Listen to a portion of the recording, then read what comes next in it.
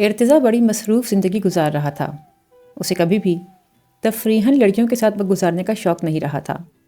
اس کے لندن سے واپس آنے کے بعد سے اماں مسلسل اس کے پیچھے لگی ہوئی تھیں کہ وہ شادی کے لیے کسی لڑکی کا انتخاب کر لے۔ ان کی خواہشات اور خوشیوں کا احترام اپنی جگہ، لیکن وہ اتنی جلدی شادی کرنے کے موڈ میں نہیں تھا۔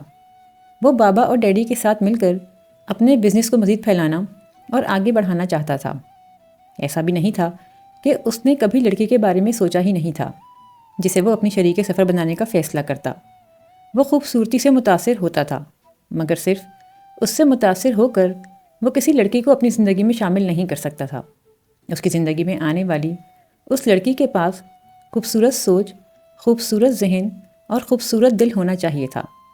خوبصورت چہرہ چاہے ہو یا نہ ہو، لیکن شادی سے اس کا یہ انکار اس روز دھرا کا دھرا رہ گیا جب اسے اس بات کا احساس ہوا کہ وہ سمن سے محبت کرنے لگا ہے۔ وہ لڑکی اچانک اس کی زندگی میں آئی اور بس ہر جگہ چھا گئی۔ وہ جو ہر کام بہت سوچ سمجھ کر اور جذبات کو اعصاب پر سوار کیے بغیر کرنے کا عادی تھا، اسے سمن سے بس ایک دم ہی محبت ہو گئی۔ وہ اچانک ہی ان سب کی زندگی میں چلی آئی تھی۔ مہمان کی حیثیت سے آنے والی اجنبی سی سمن اور اس لڑکی میں زمین آسمان کا فرق تھا۔ تب وہ ان لوگوں کو پرایا سمجھ کر دور دور رہتی تھی۔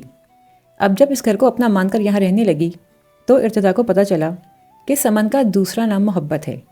اسے خالق نے محبت کی مٹی سے تخلیق کیا ہے۔ وہ محبت کرنے اور محبت بانٹنے کے لیے بنی ہے۔ گھر والوں کی تو بات کیا تھی، ان سے تو اس کا خونی رشتہ تھا۔ اسے تو راستے میں کچرا چنتے اور بھیک مانگتے بچوں تک سے محبت ہو جایا کرتی تھی۔ وہ ذہین تھی، سمجھدار تھی، میچور تھی۔ وہ اپنی عمر سے زیادہ ذمہ دار تھی۔ اس کی بہت سی باتیں ارتضیٰ جیسی تھیں۔ ارتضیٰ اس سے بے حد متاثر تھا۔ خود میں موجود اتنی ساری خوبیوں کے باوجود اس میں ایک بے نیازی تھی، اپنی خوبیوں سے بے نیازی۔ اسے جیسے اس بات کا احساس ہی نہیں تھا کہ وہ بہت خوبصورت ہے، ذہین ہے، دوسرے لوگوں سے بہت مختلف ہے۔ اس کی خود اپنے آپ سے یہ بے نیازی اور لاپرواہی ارتضیٰ کی نظروں میں اس کی خوبیوں کو کئی گنا بڑھا گئی تھی۔ پھر کچھ وقت اور گزرا تو اسے احساس ہوا کہ وہ صرف سمن کی خوبیوں سے متاثر نہیں ہے، بلکہ وہ اس سے محبت کرنے لگا ہے۔ محبت کا یہ انکشاف کتنا اچانک ہوا تھا اس پر، اور جب اس پر اس محبت کا انکشاف ہوا تو اسے اس محبت پر بہت فخر محسوس ہوا، اس لیے کہ اس نے جس لڑکی سے محبت کی تھی وہ واقعی اس قابل تھی کہ اس سے محبت کی جائے۔ سمن کے لیے اپنی دیوانگی خود اس کے اپنے لیے بہت حیرت انگیز بات تھی۔ اسے یونیورسٹی سے لانے کی خاطر وہ ضروری سے ضروری اپوائنٹمنٹ تک کینسل کر دیا کرتا تھا، مگر وہ لڑکی اس کی دیوانگی سے انجان ہنوز ویسی ہی بے نیاز تھی۔ وہ اس کے ساتھ بڑی اچھی طرح بات کرتی تھی، لیکن اس میں ابھی تک وہی پہلے والا تکلف اور دوری حائل تھی۔ کبھی اس کا دل چاہتا وہ سمن سے پوچھے، سمن، کیا تمہیں میری محبت کا احساس ہی نہیں، یا پھر تم جان بوجھ کر بے نیازی ظاہر کرتی ہو؟ میری آنکھوں میں لکھا پیغام تم کیوں نہیں پڑھ پاتی؟ اس کی بے قراری ہر گزرتے دن کے ساتھ بڑھ رہی تھی۔ پھر یوں ہوا کہ اس نے ارتضیٰ کی آنکھوں میں موجود پیغام پڑھنا شروع کر دیا۔ وہ براہ راست اس کی آنکھوں میں دیکھنے سے کترانے لگی۔ اس سے بات کرتے کرتے وہ اس کی نگاہوں کی وارفتگی دیکھ کر ایک دم چپ ہو جایا کرتی تھی، لیکن اس گریز اور اس خاموشی میں اس کے لیے ایک بہت خوبصورت سا اقرار چھپا ہوتا تھا۔ وہ اس رات سونے سے پہلے اماں کے کمرے میں آ گیا۔ اماں اس کے لیے بالکل ماں کی طرح تھیں۔ اسے ان سے بات کرتے ہوئے کبھی لفظ اکٹھے کرنے کی ضرورت نہیں پڑی تھی۔ وہ بغیر کسی ہچکچاہٹ کے ان سے اپنے دل کی باتیں کیا کرتا تھا۔ اماں، آپ چاہتے ہیں نا کہ میں شادی کے لیے ہاں کہہ دوں؟ یہ بھی کوئی پوچھنے کی بات ہے بیٹا؟ تمہاری شادی تو میری زندگی کا سب سے بڑا ارمان ہے۔ جس لڑکی کو تم پسند کرو گے ہم سب اسے دل و جان سے قبول کریں گے۔ انہوں نے اس کے سر پر ہاتھ پھیرتے ہوئے پیار سے جواب دیا، میری پسند وہ لڑکی ہے جو آپ سب کو بھی بہت پسند ہے۔ میں سمن کی بات کر رہا ہوں اماں، میں سمن سے شادی کرنا چاہتا ہوں۔ اس کے منہ سے سمن کا نام سن کر اماں کو بے تحاشا خوشی ہوئی۔ اس نے اس لڑکی کو پسند کیا تھا جس سے اس کی شادی اس گھر کے ہر فرد کا ارمان تھی۔ اماں، بابا، ڈیڈی اور مما سب کے سب ارتضیٰ کی سمن کے ساتھ شادی کے خواہش مند تھے۔ دل کی یہ خواہش انہوں نے آپس میں ایک دوسرے کے سامنے تو ظاہر کر دی تھی، لیکن ارتضیٰ سمیت بچوں میں سے کسی کے سامنے اپنی اس خواہش کا اظہار نہیں کیا تھا کہ اگر ارتضیٰ نے اس رشتے سے انکار کر دیا تو خواہ مخواہ آپس میں دل برے ہوں گے۔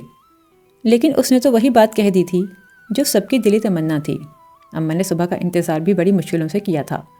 صبح ہوتے ہی انہوں نے بابا، ڈیڈی اور مما کو اس بات سے آگاہ کیا تھا۔ تھوڑی ہی دیر میں گھر کے تمام افراد کو اس بات کا پتہ چل گیا۔ مما نے سمن کی رضامندی لینے کے بعد اماں کو باقاعدہ اس رشتے کے لیے ہاں کہہ دی تھی۔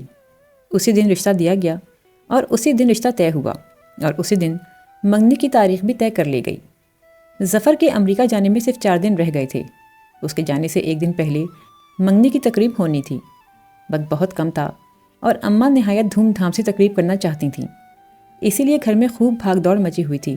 ارتضیٰ کے لیے یہ سب ایک حسین خواب کی طرح تھا۔ کون کہتا ہے کہ محبت ہجر ہے، نارسائی ہے، دکھ ہے، آنسو ہے؟ غلط، بالکل غلط۔ اس نے خود سے کہا تھا، محبت کرنے والوں کو ہمیشہ ہی تو پل صراط کا سفر نہیں طے کرنا پڑتا، کبھی کبھی سب کچھ منچاہا بھی تو ہو جایا کرتا ہے، بالکل اسی طرح جیسے میرے ساتھ ہوا ہے۔ وہ حاسد نہیں تھی، کم ظرف بھی نہیں تھی جو اپنی بہن کی خوشیوں سے جلتی۔ وہ اس کی خوشی میں خوش ہونے کی کوشش کر رہی تھی۔ اس نے خود کو ارتضیٰ کی برسوں پہلے کی ایک بات یاد دلانی چاہی، ضروری نہیں جب اور جو میں چاہوں وہ مجھے مل بھی جائے۔ کبھی میرے بہت چاہنے پر بھی مجھے میری پسندیدہ چیز نہیں مل سکتی اور مجھے اسے نارمل طریقے سے لینا چاہیے۔ میں آپ جیسی حقیقت پسند اور میچیور نہیں۔ کیسے مان لوں کہ جو میں نے چاہا وہ میرے بجائے کسی اور کو مل رہا ہے؟ اس نے اسٹیج پر بیٹھے ارتضیٰ کی طرف دیکھا جو مسکراتے ہوئے سمن سے کچھ کہہ رہا تھا۔ مجھے یقین نہیں آ رہا صبا کہ محبت کرنا اور اسے پا لینا اتنا ہی آسان ہوتا ہے۔ سمن خوشی کے انتہا پر پہنچ کر بے یقینی سے پوچھ رہی تھی۔ نہیں، یہ سب اتنا آسان نہیں ہوتا۔ صرف چند خوش قسمت ہوتے ہیں جنہیں محبت حاصل ہو جاتی ہے، اور تم ان چند خوش نصیب لوگوں میں سے ایک ہو۔ وہ بس سوچ کر رہ گئی تھی۔ سمن کے پاس آج بولنے کے لیے بہت کچھ تھا۔ وہ بے تحاشا خوش تھی۔ کتنی دیر تک وہ اس کے ساتھ آج کے اس خوشیوں بھرے یادگار دن کے حوالے سے باتیں کرتی رہی تھی۔ باتیں کرتے کرتے سمن سو چکی تھی، لیکن اسے نیند نہیں آ رہی تھی۔ وہ کھڑکی کے پاس آ کر کھڑی ہو گئی۔ آسمان پر جگمگاتا چاند اسے اس سے پہلے کبھی اتنا تنہا نہیں لگا تھا۔ تم تنہا ہو، اسی لیے اتنے اداس ہو۔ اداس مت ہو، دیکھو میں بھی آج تمہاری طرح بہت تنہا ہوں۔ وہ خاموش کھڑی چاند سے باتیں کر رہی تھی۔ وہ سب لوگ ایئرپورٹ پر ظفر کو سی آف کرنے آئے تھے۔ جیسے ہی تصویریں آئیں فوراً مجھے بھیجنا۔ ظفر نے سمن کے آنسو صاف کرتے ہوئے کہا۔ اماں، آپ نے دیکھا صبا کو؟ اس نے اس معاملے میں بھی میرے ساتھ ناانصافی کی ہے۔ ارتضیٰ کے لندن جانے پر یہ کیسے پھوٹ پھوٹ کر رو رہی تھی، اور آج دیکھیں کتنے مزے سے کھڑی ہے۔ وہ جاتے جاتے بھی اسے چھیڑ رہا تھا۔ اس کے تانا دینے پر سب ہنس پڑے تھے، یہاں تک کہ سمن بھی روتے روتے ہنس پڑی تھی۔ سب کو خدا حافظ کہہ کر وہ آگے بڑھا۔ 2 قدم آگے بڑھ کر اس نے گردن موڑ کر سب کی طرف دیکھا تو نظریں سب پر سے ہوتی ہوئی صبا پر جا کر ٹھہر گئیں۔ اس کی آنکھوں سے آنسو بہہ رہے تھے۔ وہ بالکل خاموشی سے اسی کو دیکھ رہی تھی۔ وہ ایک دم پلٹ کر واپس آیا۔ ارے صبا، میں مذاق کر رہا تھا۔ وہ اس کے پاس آ کر بولا۔ ظفر بھائی، آپ جلدی واپس آئیے گا۔ اب آپ ارتضیٰ بھائی کے ساتھ کوئی گیم کھیلیں گے تو میں آپ کو سپورٹ کروں گی۔ وہ روتے ہوئے اسے یقین دلا رہی تھی۔ ظفر اپنے ہاتھوں سے اس کے آنسو صاف کرنے لگا۔ ظفر کے جانے پر اداسی اور خوشی کے ملے جلے جذبات لیے وہ لوگ گھر واپس آ گئے تھے۔ شام تک سب یوں ہی کچھ خاموش خاموش سے رہے۔ ارتضیٰ سمن کو ڈنر کرانے باہر لے کے جا رہا تھا۔ صبا تم بھی چلو، ارتضیٰ نے آفر کی۔ مجھے کباب میں ہڈی بننے کا کوئی شوق نہیں ہے۔ اخلاقاً مجھے ساتھ چلنے کو کہہ رہے ہیں نا؟ اگر میں واقعی چلنے کے لیے تیار ہو گئی تو پھر دل ہی دل میں مجھے گالیاں بھی دیں گے، پھر مروتاً آپ دونوں کو مجھے برداشت بھی کرنا پڑے گا، اور میری وجہ سے آپ لوگوں کو آپس میں انتہائی احمقانہ گفتگو کرنی پڑے گی، اور پھر ہو سکتا ہے آپ اس سے پاکستان کی فارن اور اکنامکس پالیسیز ڈسکس کریں، اور یہ آپ کو گوبھی کے پھول اور گیندے کے پھول کے درمیان موجود بنیادی فرق سمجھانے لگے۔ اس کے منہ پھٹ سے انداز پر ارتضیٰ کہا لگا کر ہنس پڑا تھا، جبکہ سمن اماں کی موجودگی کی وجہ سے بری طرح جھیم گئی تھی۔ خود اماں کے لبوں پر اس کی بات سن کر مسکراہٹ دوڑ گئی تھی۔ اس نے یونیورسٹی میں ایڈمیشن لے لیا تھا۔ وہ کیمسٹری میں آنرس کر رہی تھی۔ وہ اور سمن یونیورسٹی ایک ساتھ جایا کرتی تھیں۔ اس نے اپنے ذہن سے سب سوچوں کو جھٹک کر خود کو پڑھائی میں مصروف کر لیا تھا۔ وہ اب اکیلے میں بھی نہیں روتی تھی۔ اس نے جیسے اس رشتے کو قبول کر لیا تھا۔ دنیا میں ارتضیٰ غضنفر ہی تو ایک اکیلا اچھا شخص نہیں، اس جیسے بلکہ اس سے بھی زیادہ اچھے مرد اس دنیا میں موجود ہیں۔ اسے سمن پسند ہے تو ٹھیک ہے، وہ کیوں بیکار میں خود کو ہلکان کرے؟ ایسے شخص کے بارے میں سوچ سوچ کر وہ کیوں اداس ہوتی رہے جسے اس سے کبھی محبت تھی ہی نہیں۔ اس نے ارتضیٰ غضنفر کے ساتھ اپنی یک طرفہ محبت کو حماقت قرار دے کر خود کو مزید اس حماقت میں مبتلا رہنے سے روک دیا تھا۔ رات کے کھانے کے بعد وہ سب لوگ لاؤنج میں بیٹھے ہوئے تھے۔ سمن سب کے لیے کافی بنا کر لے آئی۔ ارتضیٰ کا اگرچہ آج کل کراچی میں قیام بہت مختصر ہوتا تھا، پھر بھی اس مختصر سے وقت میں سمن کی کوشش ہوتی تھی کہ وہ اسے اس کی پسند کی ڈشز بنا کر کھلائے، رات میں اسے کافی بنا کر دے۔ وہ ارتضیٰ کے پیچھے لگ لگ کر اس سے پوچھتی تھی کہ وہ کیا چیز کھانا چاہتا ہے۔ صبا کو اب اس کے لیے کافی بنانے اور ناشتہ دینے کی کوئی ضرورت نہیں رہی تھی۔ اس کی ان سب ضرورتوں کا خیال رکھنے کے لیے سمن کافی تھی، اور صبا کو اس بات سے کوئی فرق بھی نہیں پڑتا تھا۔ ارتضیٰ نے کب اٹھا کر پہلا گھونٹ لیا اور فوراً بولا، کافی اچھی ہے سمن، لیکن اس میں وہ بات نہیں ہے جو صبا کے ہاتھ کی بنی کافی میں ہوتی ہے۔ اس کے اس صاف کو انداز کا سمن نے ذرا بھی برا نہیں مانا تھا۔ واقعی صبا بہت اچھی کافی بناتی ہے، میں کتنی بھی کوشش کر لوں اس کی جیسی مزیدار کافی نہیں بنا پاتی، اس نے برملا اعتراف کیا تھا۔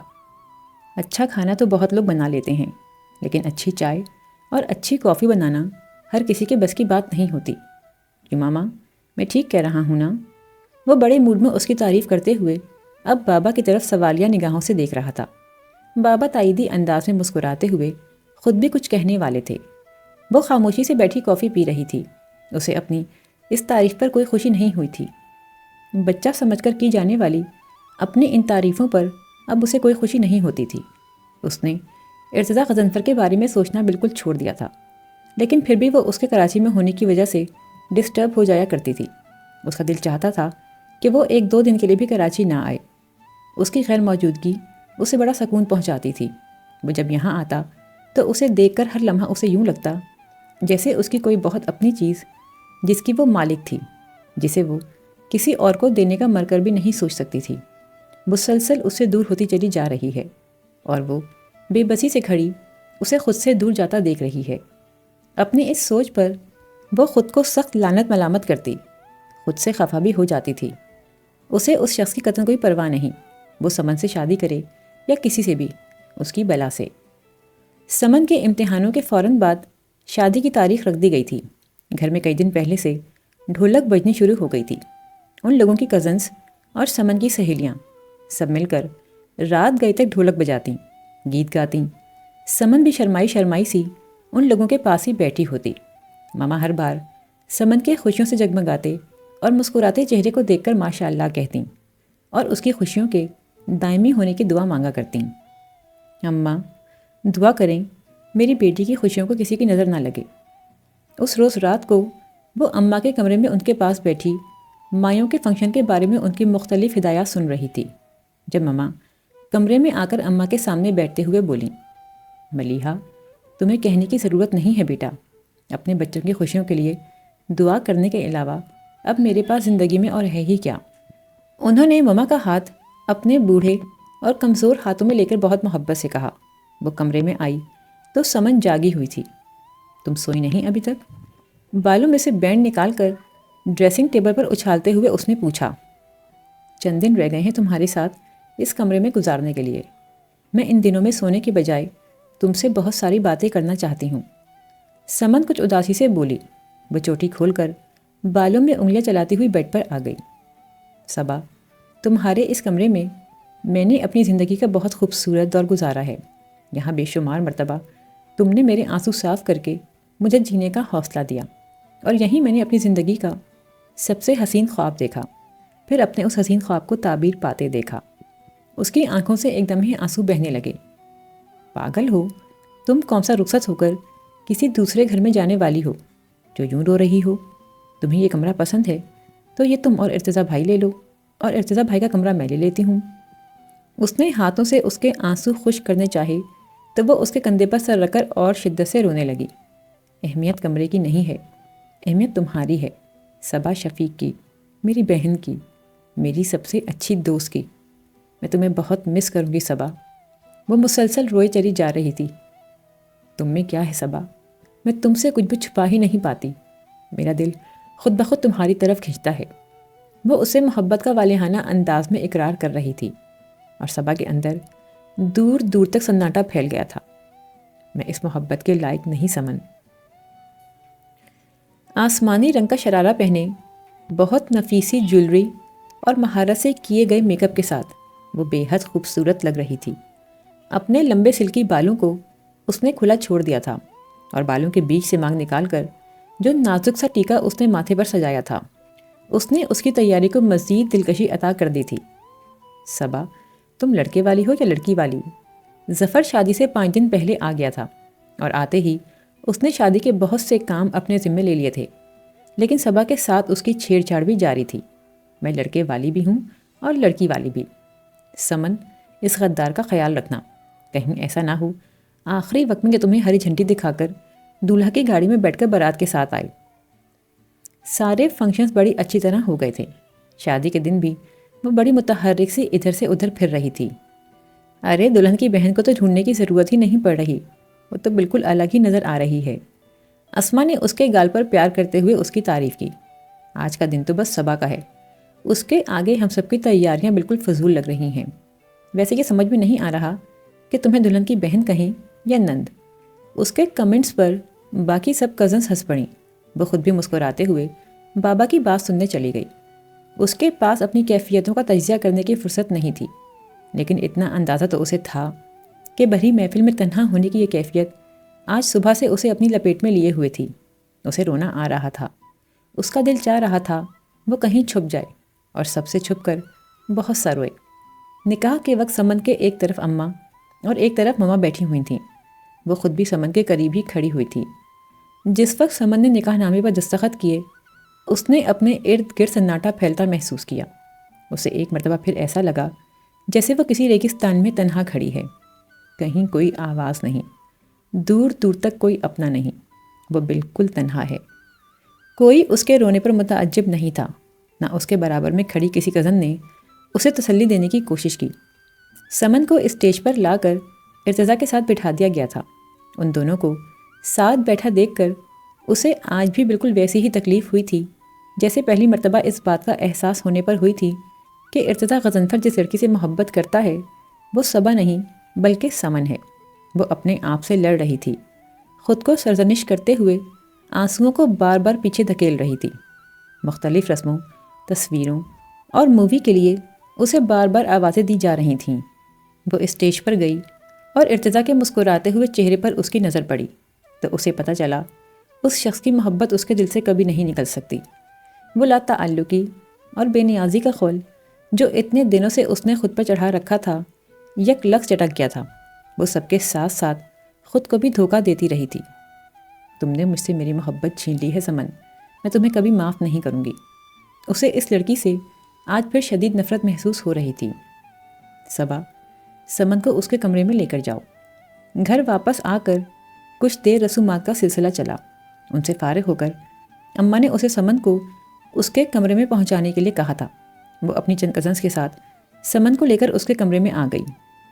اسے اس پھولوں بھری سیج پر بٹھاتے وقت اس کے دل کو ناقابل بیان تکلیف ہوئی۔ اس کا دل چاہ رہا تھا اس سجے سجائے کمرے کو اجاڑ دے، سرخ گلابوں اور موتیے کے پھولوں سے مہکتی ہوئی تمام لڑیاں نوچ ڈالے، اس کمرے میں چاروں طرف بکھرے ان پھولوں کو اپنے قدموں تلے مسل ڈالے اور ان پھولوں کے درمیان بیٹھی اس حسین لڑکی کو کہیں غائب کر دے۔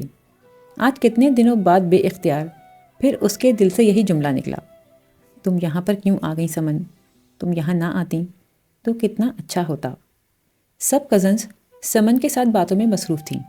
وہاں اتنا شور تھا کہ کان پڑی آواز سنائی نہیں دے رہی تھی۔ وہ اپنے کمرے میں آ گئی۔ دروازہ لاک کر کے اس نے خالی کمرے کو ایک نظر دیکھا۔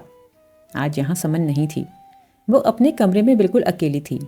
وہ اپنی مرضی سے رو سکتی تھی، دل کی دنیا کے لٹ جانے کا ماتم کر سکتی تھی۔ اتنے گھنٹوں سے خود کو سنبھالتے سنبھالتے وہ تھک چکی تھی۔ خود پر سے اختیار کھوتی وہ بلک بلک کر رو پڑی تھی۔ جتنا وہ رو رہی تھی اتنی ہی اس کی وحشت بڑھ رہی تھی۔ کیوں نہیں مجھے میری محبت ملی؟ جسے میں نے چاہا وہ کسی اور کو کیوں مل گیا؟ ایسا کیا ہے سمن میں جو مجھ میں نہیں ہے؟ کیا وہ مجھ سے زیادہ خوبصورت ہے؟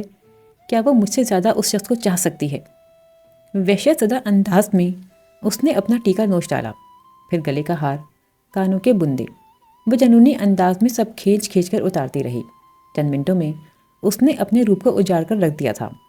اس نے ایک مرتبہ پھر خود کو آئینے میں دیکھا اور پھر اسی سے سر ٹکا کر پھوٹ پھوٹ کر رو پڑی۔ ایسا کیا گناہ کیا تھا میں نے جو تو نے میرے مقدر میں یہ دکھ لکھ ڈالا؟ اگر وہ مجھے نہیں ملنا تھا تو پھر اس کی محبت بھی میرے دل میں نہ ڈالی ہوتی۔ وہ روتے روتے کارپیٹ پر بیٹھ گئی تھی۔ کیوں ڈالی میرے دل میں اس شخص کی محبت جو مجھے مل نہیں سکتا تھا؟ اس سے اپنی چیخیں دبائی نہیں جا رہی تھیں۔ اس ساری کائنات میں کس چیز کی کمی آ جاتی اگر مجھے میری محبت حاصل ہو جاتی؟ کوئی بہت انہونی خواہش تو نہیں کی تھی میں نے، فقط ایک شخص جو جس طرح سمن کو مل گیا ہے اسی طرح مجھے بھی تو مل سکتا تھا۔ وہ روتے روتے اٹھ کر باہر بیلکنی میں آ گئی تھی۔ اس کا وجود شعلوں کی لپیٹ میں تھا اور ان شعلوں کو باہر کی ٹھنڈی ہوا اور بھڑکا رہی تھی۔ جب میں نہیں تو سمن بھی کیوں؟ اس کے اللہ سے شکوے ختم نہیں ہو رہے تھے۔ کیا ایسا نہیں ہو سکتا تھا کہ سمن بھی اس روز انس، ماموں اور مومانی کے ساتھ اسی پلین میں ہوتی؟ کیا فرق پڑ جاتا اگر سمن بھی ان لوگوں کے ساتھ مر جاتی؟ تیرے اختیار میں تھا، تو ایسا کر سکتا تھا، مار سکتا تھا نا سمن کو۔ وہ مر جاتی پھر یہ سب نہ ہوتا جو آج ہوا۔ وہ آج اس شخص کی دلہن بنی بیٹھی ہے جسے میں نے اپنی زندگی سے بھی بڑھ کر چاہا ہے، جس کے خواب دیکھتے ہوئے میں بڑی ہوئی۔ اپنی زندگی کے اتنے برسوں تک جس شخص سے میں نے محبت کی اسے سمن نے مجھ سے چھین لیا۔ وہ آج پھولوں میں گھری اس جگہ بیٹھی ہے جس جگہ بیٹھنے کے میں نے خواب دیکھے تھے۔ اس کی آنکھوں سے آنسو نہیں، لہو ٹپک رہا تھا۔ کاش تم مر جاتی اسی روز، اسی جہاز میں۔ وہ وحشت بھرے انداز میں روئے چلی جا رہی تھی۔ صبح ہو چکی تھی۔ اس کا رات والا جنون اور وحشت ختم ہو چکی تھی۔ اپنی محبت کے چھن جانے کا وہ دل بھر کر ماتم کر چکی تھی۔ اس کا ذہن اس وقت بالکل خالی تھا۔ وہ بغیر کچھ سوچے سمجھے خاموشی سے کمرے میں سے اپنی رات کی دیوانگی کے سارے نشانات مٹا رہی تھی۔ رات جو کچھ ہوا اس بارے میں وہ کچھ بھی سوچنا نہیں چاہتی تھی۔ منہ ہاتھ دھو کر بال بنانے کے بعد کمرے پر ایک مطمئن سی نظر ڈالتی وہ باہر آ گئی۔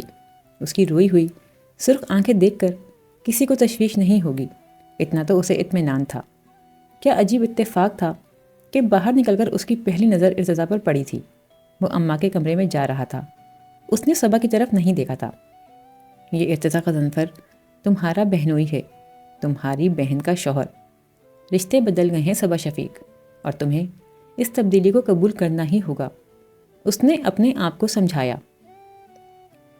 وہ ملازمین کو ساتھ لگائے گھر میں ٹھہرے ہوئے مہمانوں کے ناشتے کا انتظام کرنے میں مصروف تھی۔ اس کی کزنس بھی مدد کرانے کچن میں آ گئی تھیں۔ سمن تمہارا پوچھ رہی ہے۔ وہ صبح سے سمن کے کمرے کی طرف نہیں گئی تھی، جبکہ باقی سب کزنس اس سے مل کر اور منہ دکھائی میں کیا ملا قسم کی معلومات لے کر آ چکی تھیں۔ صبح سے سمن کے کمرے میں جانے والی ہر کزن اور ہر آنٹی نے اسے سمن کا یہ پیغام دیا تھا، ذرا ناشتے سے فارغ ہو جائیں سب، پھر جاؤں گی سمن کے پاس۔ وہ خود میں اس کے پاس جانے کی ہمت نہیں پا رہی تھی۔ کیسے دیکھ پائے گی وہ اس چہرے کی وہ دل آویز مسکراہٹ، وہ محبتوں کا یقین پا لینے کے بعد والی سرخوشی اور جگمگاہٹ۔ چھوڑو اسے، یہاں اتنا کوئی خاص کام نہیں ہے۔ سمن بار بار تمہارا پوچھ رہی ہے، جاؤ اس کے پاس۔ سمرا جو ابھی ابھی سمن کا میک اپ کر کے آئی تھی، اس کے ہاتھ سے مٹھائی کی پلیٹ لیتے ہوئے بولی۔ ایک گہری سانس لے کر وہ کچن سے باہر آئی اور مرے مرے قدموں سے چلتے ہوئے اس کے کمرے میں داخل ہوئی۔ سمن اس وقت کمرے میں اکیلی تھی۔ سرخ رنگ کی پشواز، چوڑی دار پاجامے اور بہت بڑے سے سرخ رنگ کے دوپٹے کے ساتھ وہ ہمیشہ سے زیادہ حسین لگ رہی تھی۔ خاموشی سے بیڈ پر بیٹھی وہ یوں لگ رہی تھی جیسے کوئی ملکہ اپنے تخت پر بیٹھی ہو۔ اس کی چوٹی آگے پڑی ہوئی تھی اور اس میں گندھی بیلے کی کلیاں کس قدر خوبصورت لگ رہی تھیں۔ اسے دیکھ کر خفگی کے اظہار کے طور پر وہ بالکل چپ بیٹھی رہی۔ وہ اس کے پاس آ کر بیڈ پر بیٹھ گئی۔ وہ دونوں خاموش تھیں، لیکن اس خاموشی کو سمن نہیں توڑا تھا۔ اس کی نظر اس کی روئی ہوئی آنکھوں پر پڑی تو وہ بے چین ہو کر بولی، صبا تم روئی تھیں؟ اتنی تشویش اور پریشانی تھی اس کے انداز میں کہ وہ ایک ٹک اس کی طرف دیکھتی رہ گئی۔ بے وقوف، میں کوئی تم سے دور تو نہیں جا رہی جو تم اتنا روئی ہو، میں یہیں تو ہوں تمہارے پاس۔ اس نے اس کا ہاتھ پکڑ کر گھسیٹتے ہوئے اسے اپنے بالکل قریب بٹھا لیا تھا۔ سمن، اگر تمہیں میرے رونے کی اصل وجہ پتہ چل جائے تو تم مجھ سے نفرت کرنے لگو گی۔ اسے اس پر سمن سے بہت شرمندگی محسوس ہو رہی تھی۔ وہ خود میں اس سے نظریں ملانے کا حوصلہ نہیں پا رہی تھی۔ بس صرف میرا کمرہ بدلا ہے اور تو کوئی فرق نہیں پڑا، وہ اسے تسلی دیتے ہوئے سمجھانے کی کوشش کر رہی تھی۔ سمن، تم خوش ہو نا؟ اس کی وہ تسلیاں اسے چابک کی طرح لگ رہی تھیں، اسی لیے گھبرا کر اس نے موضوع بدلا۔ ارتضیٰ کا ذکر آ جانے پر سمن کو پھر اور کوئی بات یاد نہیں رہتی تھی، اور یہ بات وہ اچھی طرح جانتی تھی۔ ہاں صبا، میں بہت خوش ہوں، اتنی خوش ہوں کہ اپنی کیفیت کا اظہار لفظوں میں کر ہی نہیں سکتی۔ بعض دفعہ لفظ کتنے چھوٹے لگنے لگتے ہیں۔ میں خوش ہوں، بہت خوش ہوں۔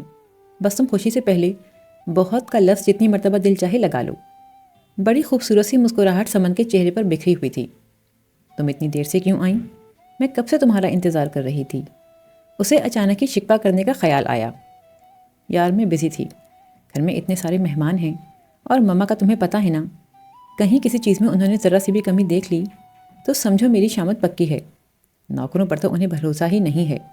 وہ تفصیل سے جواب دیتے ہوئے اس کا شکوہ دور کرنے لگی۔ تم نے یہ نہیں پوچھا کہ ارتضیٰ نے مجھے منہ دکھائی میں کیا دیا ہے؟ اس کے شکوے ابھی ختم نہیں ہوئے تھے، لیکن کتنی اپنائیت تھی ان شکووں میں۔ ویسے تو میں نیچے سب لوگوں سے سن چکی ہوں، لیکن چلو تم دوبارہ سے بتا دو، بلکہ دکھا دو۔ سمن جواب میں کچھ بولنے کے بجائے اس کی گردن کی طرف دیکھ رہی تھی۔ یہ چوٹ کیسے لگی صبا؟ اس کے لہجے میں فکر مندی تھی۔ وہ ایک مرتبہ پھر سمن سے نظریں چرانے پر مجبور ہو گئی تھی۔ پتہ نہیں، لگ گئی ہوگی کہیں سے، میں نے تو ابھی منہ دھوتے ہوئے اسے دیکھا تھا۔ اس نے اپنے جھوٹ کو بے نیازی کے پردے میں چھپا کر آہستہ سے کہا۔ دیکھ لیا تھا اور پھر بھی کوئی دوا نہیں لگائی؟ وہ ناراضگی سے اس کو گھورتے ہوئے اٹھنے لگی۔ تم کہاں جا رہی ہو؟ تمہارے لیے دوا لینے جا رہی ہوں، حد ہے بے نیازی کی۔ اس نے سمن کا ہاتھ پکڑ کر واپس بٹھا لیا۔ بیٹھی رہو، ہمارے ہاں ایک دن کے دلہن سے کام نہیں کرایا جاتا۔ میں ابھی جا کر خود لگا لوں گی نا۔ لگا لوں گی نہیں، ابھی فوراً جا کر لگاؤ۔ وہ ناراضگی سے بولی تو وہ فوراً اٹھ گئی۔ اپنے اس چوٹ پر دوا لگاتے ہوئے اسے ایک عجیب سا احساس ہو رہا تھا جسے وہ کوئی نام نہیں دے پا رہی تھی۔ کیا وہ شرمندہ تھی؟ اسے ندامت ہو رہی تھی؟ مگر کس سے؟ کیا سمن سے، یا پھر خود اپنے آپ سے؟ ولیمے کے بعد سفر ایک ہفتہ ان لوگوں کے ساتھ رہ کر واپس چلا گیا۔ ارتضیٰ نے اس کے جانے سے پہلے اپنے تمام قریبی کزنس کو شادی کی خوشی میں ڈنر دیا تھا۔ اس ڈنر کو سب نے خوب انجوائے کیا تھا۔ ظفر نے ارتضیٰ اور سمن کی دعوت کرنے کی خاطر ایک پکنک ارینج کی تھی۔ اس پکنک میں ہونے والا ہلہ گلا اور ہنگامہ بہت یادگار تھا۔ شادی کے ہنگامے سرد پڑ رہے تھے۔ ارتضیٰ اور سمن ہنی مون کے لیے ہوائی جا چکے تھے۔ اس نے خود کو پہلے سے بھی زیادہ مصروف کر لیا تھا۔ سمن اور ارتضیٰ نے ہوائی سے 3-4 بار گھر پر فون بھی کیا تھا، مگر وہ ان لوگوں سے بات نہیں کرنا چاہتی تھی۔ مگر ہر بار اسے ان لوگوں سے بات کرنی پڑی تھی۔ اس کی ہنسی اور کھنکتی ہوئی آواز سن کر اس کے دل کو پتہ نہیں کیا ہونے لگتا تھا۔ اسے وہ ہنسی برداشت نہیں ہو پاتی تھی۔ مہینے بھر کا ہنی مون ٹرپ انجوائے کر کے وہ دونوں واپس آ چکے تھے۔ سمن کے پاس ہمیشہ کی طرح اسے سنانے کے لیے وہاں کی ڈھیر ساری باتیں تھیں۔ اف صبا، وہ جگہ کوئی عام جگہ نہیں ہے، وہ جنت ہے، جنت۔ اور واقعی صبا، اگر وہاں کی تعریفیں اس قدر کی جاتی ہیں تو یقین کرو وہ جگہ ایسی ہی ہے کہ اس جگہ کی اس درجہ تعریفیں کی جائیں۔ اللہ تعالیٰ نے اس جگہ بے تحاشا حسن بکھیر رکھا ہے۔ وہاں کے اونچے پہاڑ، خوبصورت سمندر، حسین ساحل اور چاروں طرف پھولوں کی دلفریب مہک، کون سی ایسی خوبصورتی ہے جو وہاں نہیں؟ وہ اسے وہاں کی تصویریں دکھاتے ہوئے مسلسل بولتی جا رہی تھی۔ ان دونوں نے وہاں پر بے تحاشا تصویریں کھینچی تھیں، اور ان تمام تصویروں میں وہ دونوں کس قدر خوش نظر آ رہے تھے۔ وہ خاموشی سے ان تصویروں کو دیکھ رہی تھی۔ ہمارے ہوٹل سے سمندر اتنا نزدیک تھا، اتنا خوبصورت لگتا تھا اپنے کمرے کی کھڑکی سے کھڑے ہو کر سمندر کو دیکھنا۔ سمن بڑے خوشگوار انداز میں بول رہی تھی۔ وہ سمجھ سکتی تھی کہ سمن کو وہ جگہ اتنی زیادہ خوبصورت کیوں لگی ہے۔ وہ جس کے ساتھ وہاں گئی تھی، اس کے ساتھ تو اگر اسے کسی صحرا میں بھی بھیج دیا جاتا تو وہ اتنی ہی خوش لوٹتی۔ محبت ایسی ہی زور آور ہوتی ہے، چاہے جانے کا احساس اتنا ہی سرشار کر دینے والا ہوتا ہے۔ وہ کیوں نہ خوش ہوتی آخر؟ وہ جس کے ساتھ وہاں گئی تھی وہ اس سے بے تحاشا پیار کرتا تھا۔ وہ رشک بھری نگاہوں سے اس کی طرف دیکھے چلی جا رہی تھی، اور سمن جیسے ابھی بھی انہیں حسین لمحوں میں گھری بیٹھی تھی۔ میں نے اس 1 مہینے میں زندگی سے اپنے حصے کی ساری خوشیاں سمیٹ لی ہیں۔ زندگی اس قدر خوبصورت بھی ہو سکتی ہے، یہ بات تو کبھی میں نے سوچی ہی نہیں تھی۔ مجھے تو ساری دنیا ہی بدلی بدلی سی محسوس ہو رہی ہے۔ ایسا لگنے لگا ہے جیسے دنیا میں کہیں کوئی غم ہے ہی نہیں۔ ارتضیٰ کے بارے میں تم سے کیا کہوں صبا؟ بس میں تو یہی دعا کرتی ہوں کہ تمہیں بھی اتنا ہی محبت کرنے والا شوہر ملے۔ سمن کی یہ بات اسے ایسے لگی جیسے بچھو نے ڈنک مارا ہو۔ مت مانگو تم میرے لیے کوئی دعا، تمہاری یہ دعائیں میرا تمسخر اڑاتی ہیں۔ مجھے نہ اب محبت چاہیے اور نہ ہی محبت کرنے والا کوئی شخص۔ جب وہ نہیں تو پھر کوئی بھی نہیں۔ میں نے اس سے محبت کرنے کے علاوہ زندگی میں کچھ بھی نہیں کیا، اور اس کی زندگی سے نکل جانے کے بعد اب کبھی کسی کی نہ محبت پانا چاہتی ہوں اور نہ کرنا چاہتی ہوں۔ وہ سوچتے ہوئے البم بند کر کے ایک دم وہاں سے اٹھ کھڑی ہوئی۔ کیا ہوا تمہیں؟ باقی تصویریں نہیں دیکھو گی؟ سمن اسے یوں اٹھتا دیکھ کر حیرت سے بولی۔ میں ذرا کچن میں ایک نظر ڈال آؤں، ماما کہیں گی ڈنر کی کوئی فکر ہی نہیں ہے اس لڑکی کو، فراغت سے بیٹھ کر گپے مار رہی ہے۔ وہ زبردستی مسکراتے ہوئے بولی اور پھر فوراً کمرے سے باہر نکل گئی۔ وہ کچن میں آ کر کوئی مصروفیت ڈھونڈنے کی کوشش کر رہی تھی کہ سمن بھی وہیں آ گئی۔ ابھی اس کے قصے ختم نہیں ہوئے تھے، اور جب تک وہ انہیں صبا کو سنا نہیں لیتی اسے چین نہیں آنا تھا۔ اس کی عدم دلچسپی بھی اس کے جوش و خروش کو کم نہیں کر پا رہی تھی۔ وہ لا تعلقی کا مظاہرہ کرتی اپنے کام میں مصروف تھی، اور وہ مسلسل بولنے میں۔ ہر روز صبح جب میری آنکھ کھلتی تو میں اپنے سرہانے ڈھیر سارے پھول پاتی۔ اتنے دنوں میں کبھی ایک بار بھی ایسا نہیں ہوا کہ میری آنکھ کھلے اور مجھے اپنے پاس پھول رکھے ہوئے نظر نہ آئیں۔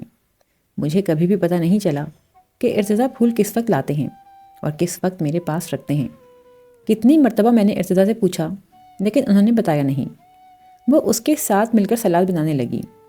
کتنی مرتبہ ہم نے ایک ہی کپ میں چائے اور کافی شیئر کی، ایک ہی کون آئس کریم کھائی اور ایک ہی پلیٹ میں کھانا کھایا۔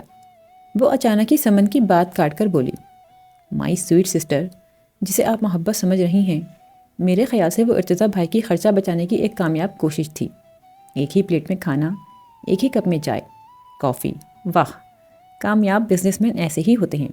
تمہاری جیسی احمق لڑکیاں اسے محبت کا خوبصورت سا اظہار سمجھ کر خوش، اور ان جیسے چالاک بزنس مین کی جیب پر بوجھ بھی کم۔ سمن کو اس کی بات سن کر ہنسی کا دورہ سا پڑ گیا تھا۔ سب کام چھوڑ کر وہ بس بری طرح ہنسے چلی جا رہی تھی۔ اس قدر ان رومانٹک ہو تم صبا، توبہ ہے۔ کتنی دیر بعد کہیں جا کر وہ اپنی ہنسی روکنے میں کامیاب ہوئی تھی۔ بیچارہ تمہارا شوہر، جو رومانٹک ہوا تو تم اس کی ساری رومانٹک سوچوں پر اسی طرح پانی پھیر دیا کرو گی۔ ہر وقت اسے شکی نظر سے دیکھو گی کہ ضرور اس بات کے پیچھے خرچہ بچانے کی کوئی نہ کوئی کوشش کار فرما ہے۔ وہ سمن کو ہنستا دیکھ کر ہنسنے لگی تھی۔ آج کل کہاں پائی جاتی ہیں آپ؟ ارتضیٰ نے اسے دیکھتے ہی ریموٹ سے ٹی وی آف کر دیا تھا، اور اب پورا کا پورا اس کی طرف متوجہ تھا۔ یہیں پر ہوں، آپ کے سامنے۔ وہ بیگ کندھے پر لٹکائے کہیں باہر جانے کے لیے تیار نظر آ رہی تھی۔ بڑے سرسری سے انداز میں اس نے ارتضیٰ کی بات کا جواب دیا تھا۔ اچھا، حیرت ہے، یہیں پر ہو، پھر بھی مجھے دکھائی نہیں دیتی، یا تو گھر پر نظر ہی نہیں آتی، اور اگر آ بھی جاؤ تو کسی نہ کسی مصروفیت کے ساتھ۔ ارتضیٰ اور سمن کو واپس آئے 4 روز ہو گئے تھے، اور ان 4 دنوں میں اس کی ارتضیٰ سے برائے نام ہی بات چیت ہوئی تھی۔ شادی سے پہلے وہ کراچی میں نہیں تھا، پھر شادی کے ہنگاموں کے دوران اسے اتنا وقت نہیں ملا تھا کہ کسی بات پر کچھ سوچتا، لیکن اب 4 دنوں سے وہ کراچی میں تھا، اور وہ بھی گھر پر بالکل فارغ۔ ایسے میں اسے صبا کا اپنے ساتھ زیادہ بات چیت نہ کرنا بہت کھٹکا تھا۔ کتنے عرصے سے تم نے مجھے نہ فارینہ کا کوئی قصہ سنایا ہے اور نہ ہیرا اور شازیہ کے گروپ کے ساتھ ہونے والی لڑائیاں۔ وہ سب تو میری کالج کی فرینڈس تھیں۔ وہ اسے باتوں کے موڈ میں دیکھ کر سامنے والے صوفے پر بیٹھ گئی۔ تو کیا کالج اور اسکول کے دوستوں سے یونیورسٹی جا کر دوستی ختم ہو جاتی ہے؟ ارتضیٰ نے بحث کرنے والے انداز میں کہا۔ دوستی ختم تو نہیں ہو جاتی، لیکن اب ان لوگوں کا ڈپارٹمنٹ الگ ہے۔ وہ لوگ فزکس میں ہیں، بہت کم ان لوگوں سے ملاقات ہوتی ہے۔ میں نے بہت سارے نئے دوست بنا لیے ہیں۔ فارینہ وغیرہ کے ساتھ تو بس صرف شرارتیں اور احمقانہ حرکتیں ہی کیا کرتی تھی۔ اب ان لوگوں کے ساتھ دوستی ہوئی ہے تو میرا انٹرسٹ پڑھائی میں پہلے سے بھی زیادہ ہو گیا ہے۔ سب ٹیچرز ہمارے گروپ کو بہت پسند کرتے ہیں۔ یہ تو خیر بہت اچھی بات ہے کہ تم نے پڑھاکو قسم کے لڑکے لڑکیوں کو اپنا دوست بنایا ہے، لیکن پرانے دوستوں کو کبھی چھوڑنا مت صبا۔ جو بات پرانے دوستوں کی ہوتی ہے وہ نئے دوستوں میں نہیں ہو سکتی۔ دوستی جتنی پرانی ہو اتنی ہی خوبصورت اور مضبوط بھی ہوتی ہے۔ یہ ویسے یوں ہی ایک اضافی بات تھی۔ تم کہیں جا رہی تھیں؟ میں نے تمہیں روک لیا۔ جاؤ، تمہیں دیر ہو رہی ہوگی۔ ہمیشہ کی طرح اس نے بزرگانہ انداز میں اسے نصیحت کی تھی۔ وہ صوفے سے اٹھی تو ارتضیٰ نے پوچھا، تم جاؤ گی کیسے؟ چلو میں تمہیں ڈراپ کر دوں۔ میں ڈرائیور کے ساتھ چلی جاؤں گی، قریب ہی تو ہے سر امتیاز کا گھر۔ ہمارا گروپ اکثر ان کی لائبریری میں جمع ہوتا رہتا ہے۔ وہ اسے خدا حافظ کہتے ہوئے لاؤنج سے باہر نکلنے لگی تو ارتضیٰ پیچھے سے بولا، کتنے دنوں سے تم نے مجھے کافی بنا کر نہیں پلائی ہے۔ آج رات مجھے تمہارے ہاتھ کی کافی پینی ہے۔ میں کیوں بناؤں؟ سمن صاحبہ کس مرض کی دوا ہیں؟ آپ کی کافی ناشتہ وغیرہ سب اب اس کی ذمہ داری ہے۔ لاؤنج میں آتے ہوئے سمن نے اس کی بات سن لی تھی۔ اسما صحیح کہہ رہی تھی کہ صبا تمہیں بہن اور نند دونوں رشتوں کے مزے کروائے گی۔ کیسے نندوں کی طرح اکیلے میں ارتضیٰ کے کان بھرے جا رہے ہیں۔ ارتضیٰ سمن کے تانا دینے پر ہنس پڑا تھا۔ اس نے مڑ کر ارتضیٰ کی طرف دیکھا، وہ بھی مسکراتے ہوئے سمن سے کچھ کہہ رہا تھا۔ ہوائی سے آنے کے بعد ارتضیٰ اور سمن ایک ہفتہ کراچی رکے۔ اس کے بعد وہ دونوں لاہور چلے گئے تھے۔ ارتضیٰ لاہور میں اپنے جس پروجیکٹ میں ان دنوں مصروف تھا، اس کے لیے ابھی اسے کچھ عرصہ وہیں قیام کرنا تھا۔ شادی سے پہلے ہی اس نے وہاں اپنا ذاتی مکان خرید لیا تھا۔ لاہور میں اس کے بعض بہت قریبی دوست بھی رہتے تھے۔ گھر میں سب کو سمن کی کمی بہت محسوس ہو رہی تھی۔ ظفر کے بعد اب ارتضیٰ اور سمن بھی یہاں نہیں تھے۔ گھر کے سبھی افراد کو ان دونوں کے بغیر گھر بہت سونا سونا لگ رہا تھا، سوائے اس کے۔ وہ اس گھر کی واحد فرد تھی جو ان دونوں کے جانے پر بہت خوش تھی۔ وہ خود کو سمجھانے میں بری طرح ناکام ہو چکی تھی۔ کتنی مرتبہ اس نے خود کو سمجھایا تھا۔ تقدیر کے اس فیصلے کو تسلیم کر لینے پر خود کو آمادہ کرنا چاہا تھا، اس نئے رشتے کو قبول کرنے کے جتن کیے تھے، لیکن اس کا خود کو سمجھانا صرف ایک لمحے میں برباد ہو جاتا تھا۔ اب جب وہ دونوں یہاں نہیں تھے تو اسے بڑا اطمینان تھا۔ وہ اس بلا وجہ کی مشقت سے بچ گئی تھی۔ ارتضیٰ سے پرانے بے تکلفانہ انداز میں بات کرنے کی مشقت، سمن کے ساتھ محبت بھرے انداز میں باتیں کرنے کی مشقت۔ سمن کراچی بڑی پابندی سے فون کرتی تھی۔ وہ وہاں بہت خوش تھی۔ وہ اپنے منہ سے اپنی خوشیوں کا ذکر نہ بھی کرتی، تب بھی اس کی آواز سے ہی پتہ چل جاتا تھا کہ وہ ارتضیٰ کے ساتھ بے حد خوش ہے۔ حیرت انگیز طور پر اسے سمن کے ساتھ فون پر باتیں کرنا برا نہیں لگتا تھا، بلکہ اگر کہیں اسے فون کیے 2-3 دن ہو جاتے تو وہ بے چین سی ہو جاتی تھی۔ خود سے وہ اسے بہت کم فون کرتی تھی۔ سمن اس کے فون نہ کرنے پر شکوہ کرتی تو وہ پڑھائی کی مصروفیت اور وقت کی کمی کا عذر کر دیتی۔ کبھی یوں لگتا کہ جیسے اس کا دل 2 حصوں میں تقسیم ہو گیا ہے، ایک حصہ سمن سے محبت کرتا ہے اور ایک نفرت۔ وہ شاید دوہری شخصیت کے مالک بنتی جا رہی تھی۔ کبھی اس کا موڈ خراب ہوتا تو وہ بڑی بے مروتی سے سمن سے فون پر بات کرنے سے انکار کر دیتی۔ ماما، میں اس وقت بزی ہوں، آپ سمن کو بتا دیں، میں اس سے بعد میں بات کر لوں گی۔ ماما اسے اس بدتمیزی پر گھورتے ہوئے دوبارہ سمن سے باتیں کرنا شروع کر دیتی۔ اگلی بار جب اس کی سمن سے بات ہوتی تو وہ دل ہی دل میں یہ توقع کرتی کہ سمن پچھلی بار کی اس بدتمیزی کا ذکر ضرور کرے گی، مگر وہ اس بات کا کوئی ذکر کیے بغیر معمول کے انداز میں باتیں کرتی۔ سمن، تم اتنی اچھی کیوں ہو؟ اتنی اچھی کہ میں دل میں تمہارے لیے نفرت رکھنے کے باوجود بھی تم سے نفرت نہیں کر پاتی۔ تمہاری اچھائیاں، تمہارا پیار مجھے تم سے محبت کرنے پر مجبور کرنے لگتے ہیں، لیکن میں تم سے محبت نہیں کرنا چاہتی۔ سمن کے خلوص اور اس کی محبت اسے ایک نامحسوس سی چبھن سے دوچار کر دیتے تھے۔ سمن کو گھر والوں کی یاد بے چین کرنے لگی تو وہ 5-6 دن کے لیے کراچی آ گئی۔ وہ یونیورسٹی سے آئی تو سمن کو گھر میں دیکھ کر اسے بہت خوشی ہوئی۔ وہ اپنی خوشی پر حیران ہوتی اس سے گلے ملنے لگی۔ مجھے سب لوگ بہت یاد آ رہے تھے، وہ اسے اپنے پاس بٹھاتے ہوئے بولی۔ بس اب تھوڑے دن یہیں رہنا، 15-20 دن سے پہلے میں تمہیں واپس جانے نہیں دوں گی، اماں نے 2 ٹوک انداز میں سمن سے کہا۔ اس نے اپنے برابر میں بیٹھی سمن کی طرف دیکھا، جو اماں کے احترام میں کچھ بولی تو نہیں تھی، لیکن اس کے تاثرات یہی ظاہر کر رہے تھے کہ وہ اتنے دن رکنا نہیں چاہتی۔ ماما آج ہمیشہ سے بھی بڑھ کر خوش نظر آ رہی تھیں۔ اتنا خوش تو اس نے انہیں کبھی نہیں دیکھا تھا، اور پھر اس خوشی کی وجہ اسے بھی پتہ چل ہی گئی تھی۔ واقعی؟ اس نے تصدیق چاہنے والے انداز میں سمن کی طرف دیکھا۔ اس نے مسکراتے ہوئے سر ہلا دیا تھا۔ اس بات کو سن کر اسے بے تحاشا خوشی کا احساس ہوا تھا۔ اف، کتنا مزہ آئے گا نا، مجھے تو سوچ سوچ کر خوشی ہو رہی ہے۔ اب اس گھر میں کوئی مجھ سے چھوٹا آنے والا ہے جس پر میں روب جماؤں گی اور ڈانٹ ڈپٹ کروں گی۔ واہ، وہ خوشی میں اوٹ پٹانگ باتیں کرنے لگی تھی۔ تم روب جماؤ گی، سختی کرو گی، اور ہم لوگ کہاں ہوں گے جو اسے تم سے ڈانٹے کھانے کے لیے تنہا چھوڑ دیں گے؟ ماما نے مسکراہٹ چھپاتے ہوئے خفگی سے کہا۔ اس سارے دن اس کے پاس سمن کے ساتھ باتیں کرنے کے لیے اس موضوع کے علاوہ دوسرا کوئی موضوع نہیں تھا۔ سمن کو آئے تیسرا دن تھا جب ارتضیٰ نے فون کر کے اس سے واپس آنے کے لیے کہا۔ وہ خود واپس جانے کے لیے بڑی بےتاب تھی۔ جتنے شوق اور بے چینی سے وہ سب سے ملنے آئی تھی، اب اتنی ہی بے چینی اسے واپسی کے لیے تھی۔ لیکن اماں اور ماما اسے کسی بھی قیمت پر اتنی جلدی بھیجنے پر آمادہ نہیں تھیں۔ لیکن اس کا موڈ دیکھ کر انہوں نے رکنے کے لیے اصرار نہیں کیا تھا، اور سمن تو ہر کسی کا خیال رکھنے کی عادی تھی۔ پھر اماں تو اماں تھیں، ان کی کسی بات سے اختلاف کرنے یا منہ پر انکار کرنے کا وہ سوچ بھی نہیں سکتی تھی۔ لیکن پھر بھی اس نے دبے لفظوں میں اماں سے یہ ضرور کہا تھا، میں یہاں رک گئی تو ارتضیٰ کو مشکل ہو جائے گی۔ کوئی مشکل نہیں ہو رہی ہے اسے عادت ہے، اپنے سارے کام وہ خود کر لیتا ہے۔ لندن پڑھنے گیا تھا تو کون سا وہاں اس کے پاس ملازمین کا انبار تھا، رہ لے گا وہ مزے میں۔ انہوں نے قطعیت بھرے انداز میں اس کا اعتراض رد کر دیا تھا۔ ماما سامنے والے صوفے پر بیٹھی صبا کے بالوں میں تیل کا مساج کر رہی تھیں۔ انہوں نے بغور سمن کی طرف دیکھا۔ وہ مزید کسی بحث اور اختلاف کے بغیر یوں خاموش ہو گئی تھی جیسے اماں کی بات سے متفق ہو گئی ہو۔ انہیں بے اختیار اپنی اس بیٹی پر پیار آیا تھا۔ ابھی اس کی جگہ صبا ہوتی تو اماں سے خوب بحث کرتی، ضد کر کے اپنی بات منواتی۔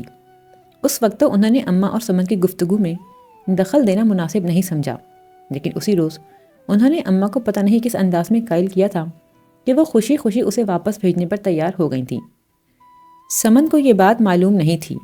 رات ارتضیٰ سے فون پر بات ہوئی تو اس نے کہہ دیا، میں اماں کو ناراض کر کے نہیں آ سکتی، جب تک وہ خوشی سے اجازت نہیں دیں گی میں نہیں آؤں گی۔ مگر جب اماں نے اسے اس کی صحت اور خوراک کے حوالے سے ایک طویل ہدایت نامہ دیتے ہوئے واپس جانے کی اجازت دی تو اس کی خوشی دیکھنے سے تعلق رکھتی تھی۔ ان کے سامنے اس نے کسی قسم کی خوشی اور ایکسائٹمنٹ کا مظاہرہ نہیں کیا تھا، لیکن رات میں صبا کے ساتھ باتیں کرتے ہوئے اس نے اپنی بتحاشا خوشی کا برملا اظہار کر دیا تھا۔ جب وہاں تھی تو سب لوگ بہت یاد آتے تھے۔ اب یہاں آئی ہوں تو ارتضیٰ کی کمی بہت شدت سے محسوس ہو رہی ہے۔ میں کسی کے بغیر بھی رہ نہیں سکتی۔ مجھے وہ سب لوگ ایک ساتھ چاہیے ہیں جن سے میں پیار کرتی ہوں۔ میرے سب پیارے میرے پاس ہوں، میرے بالکل قریب، سب کا بے تحاشا پیار ہو اور میں ہوں۔ سچ کہتی ہوں صبا، عجیب سی ایک ہوس ہے میرے اندر، اپنے حصے کی ساری محبتیں جلدی جلدی سمیٹ لینے کی ہوس۔ سمن اگلے ہی روز واپس چلی گئی تھی۔ اماں اور ماما کو آج کل اس کی فکر پہلے سے بھی زیادہ رہنے لگی تھی۔ بعض مرتبہ دن میں 2-3 مرتبہ سمن کو فون کیا کرتی۔ سمن کو واپس گئے 2 مہینے ہو چکے تھے۔ وہ اپنے امتحانوں کی تیاری میں مصروف تھی جب سمن نے اس سے اپنے پاس لاہور آنے کے لیے کہا۔ چھٹیوں میں تم یہاں آ جاؤ صبا، بہت مزہ آئے گا۔ اس کا ان دونوں کے پاس جانے کا قطعاً کوئی ارادہ نہیں تھا، اسی لیے اس نے فوراً ہی اسے منع کر دیا۔ آنا تو تمہیں پڑے گا، اب دیکھو میں کیا کرتی ہوں، اس نے چیلنج کرنے والے انداز میں کہا، اور پھر جو اس نے کہا وہ واقعی کر بھی دکھایا۔ وہ امتحانات کی مصروفیت میں سمن کا چیلنج بھول بھی چکی تھی، لیکن اسے معلوم نہیں تھا کہ سمن اماں اور ڈیڈی سے یہ وعدہ لے چکی ہے کہ وہ سیمسٹر بریک میں صبا کو اس کے پاس لاہور بھیجیں گے۔ یہ کیا بات ہوئی؟ میرا بالکل دل نہیں چاہ رہا جانے کو، یہ اچھی زبردستی ہے۔ وہ اپنے جانے کا سن کر چڑھ گئی۔ اتنے پیار سے بہن بلا رہی ہے اور تم نخرے دکھا رہی ہو، تمہارے جانے سے اس کا دل بہل جائے گا۔ یہاں پر بھی تو فارغ ہی ہو، ذرا سا بہن کا خیال کر لو گی تو اس میں تمہارا کیا نقصان ہے؟ اماں کو اس کا انکار سخت ناگوار گزرا تھا۔ ارتضیٰ بھی بڑے اصرار سے کہہ رہا تھا کہ صبا کو بھیج دیں، اور سمن بھی تمہیں بہت مس کر رہی ہے۔ ڈیڈی نے بھی سمجھایا، کہو کیسی رہی؟ ڈیڈی نے اس کی فلائٹ کا ٹائم بتانے کے لیے لاہور فون کیا تو سمن نے اس سے بھی بات کی۔ وہ اپنی جیت پر بہت خوش تھی۔ بہت ذلیل ہو تم سے تو اب میں وہیں آ کر نپٹوں گی، اس نے اسے دھمکی دیتے ہوئے فون بند کر دیا تھا۔